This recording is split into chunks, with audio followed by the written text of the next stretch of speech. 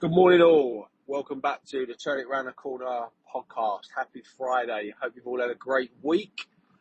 Big weekend of football coming up. My beloved Leyton Orient are hosting the current English champions, Manchester City. Bit of a predicament for me. Obviously, as a family, we were supposed to move to Spain last summer. A little bit delayed, obviously, as a family. And gave up my season ticket. So I gave up my season ticket. So I've been going to games this season, through friends' tickets or buying tickets on the day, or doing the radio for Phoenix FM. But obviously, there's been a big scramble for tickets following the Derby game. The club put on another membership scheme.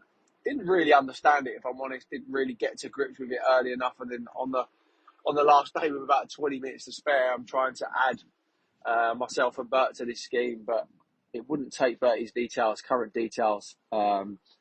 So, we missed out. And the game before, the last round, Derby, I had a game that day. Bertie had a game that day. It was cancelled in the morning.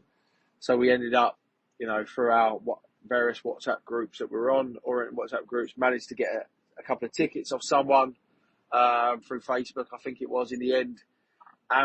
That game got called off. So the guy honoured it for the Tuesday. We went to the game on the Tuesday, but it's actually gone season ticket holders, members, and then anyone with a Derby ticket. And there's been some fallout and uproar about that as well, because if you bought 10 tickets, for instance, in your Leyton Orient family, for instance, and you had their membership numbers, I think you could only get tickets for Man City for yourself. So it's caused a bit of uproar. Anyway, suffice to say, we haven't got tickets. There was lots of people offering me ones and ones here, there, and ones in a different sort of stand throughout the week. But I've taken the decision not to go because it's one of those games, I suppose, that I'd want to sit next to Bert and enjoy it.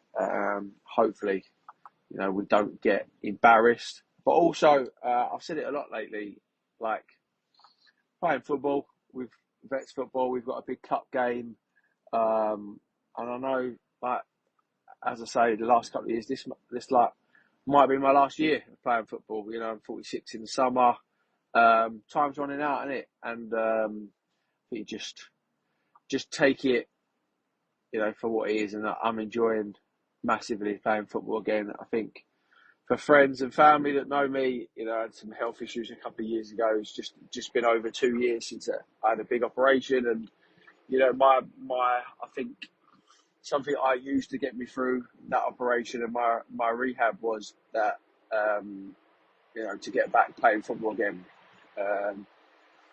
Bit of a long story and a bit of a digression, but after I had a big operation, I was moved to a private room in Southend Hospital, and I could see the pitch. I got moved on a Saturday to a private room, and the boys, I could see goals where the boys were playing Vets, and it sort of gave me the motivation to, whatever happens, I want to get back and play football for at least one game, So, it's a bit of a sad one. I think Bert's pretty gutted, but I've kind of tried to offset it with, there'll be a lot of people there that are day trippers and glory hunters. Bit of a weird thing to say that around Leyton Orient, but I told him to say I'll send people where they was, Solihull away, when the club was on its rebuild. So not going. And just rounding up episode 20, lots of lovely feedback from episode 20. Steve Tongue, as I'm sure you've worked out yourself if you listen, lovely guy, unbelievable experience in the game of football. To cover that many World Cups and Olympics, and just have that in-depth knowledge of football from, writing those books is just invaluable. And I really appreciate, him giving up his time and coming on the pod, and also educating me a little bit on walking football. Someone sent me a video yesterday on walking football about how they can't run. It did make me laugh, and I posted that on our Instagram account. So, thanks to Steve. I will mention that I went to an evening organised by my wife this week, Jeff Stelling, doing a talk at the Brentwood Centre with Paul Merson and Bianca Westwood, is it? And he actually spoke about his early days in the media, and that being at LBC, which is where Steve was. He put up a picture, and Steve was in that picture. So, yeah, thanks to Steve. And then moving on to episode 21. So episode 21 is with Jon Benton, so ex-Southend, Solihull Moors and current Boreham Wood technician, free kick specialist, a very technical player. And yeah, local lad. Got to know him through my relationship with his dad. When I moved to Leon C, ended up playing vets with his dad. Dad's a great bloke. Don't know his background, but was obviously a good footballer in his day because very good player at vets. And yeah, we talked through his journey so far, how he started and joined Southend as a 9-year-old, saw it all the way through to a first team debut. Was obviously there during some difficult times during the embargo, and it was unfortunate during that embargo that the club couldn't re-sign him, and he found himself leaving. But what I'd say is, Jon's got an unbelievable attitude. I think he's a very level-headed lad. He's got a real appetite to play games.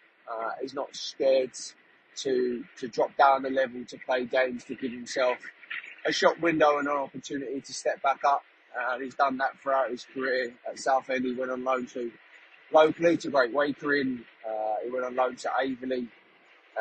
Was kind of part of the Averley revolution, really. Joined Averley when they were in the Ryman North, and obviously they won the Ryman North and ended up going back there when they were in the Conference South. Had loan spells at Braintree. But yeah, someone that's just, if he's not in the manager's plans, or, he's finding first team opportunities difficult maybe, then he's that type of boy that wants to go out and play games. And I think that was probably the overarching advice that he gave throughout the podcast, that, you'll find your level, but just go out and get as many games as you can, whatever the level, and put yourself in the shop window, play consistently, give yourself some stats for people to look at. Another reason why I just think he's a great kid is, he's utilised his spare time with football.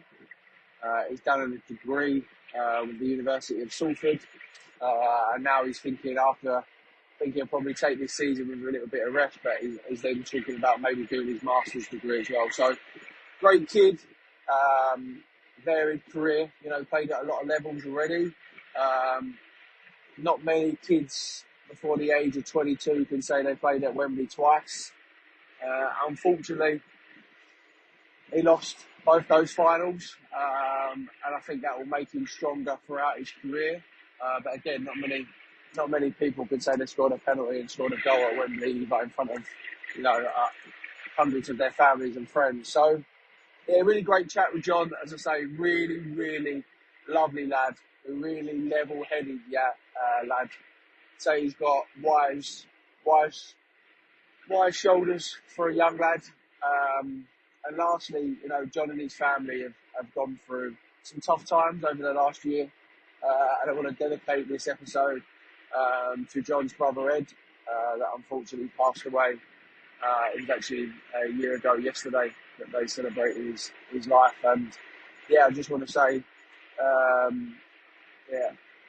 this podcast goes out to Jon and the family, and I'm sure his brother's always looking down on him, and really, really proud of how he is as a person, but obviously as well his career as a footballer. So this episode goes out to Ed. I want to thank Jon for his time, and hope you enjoy the podcast. And as always, if you're in doubt, turn it down the corner.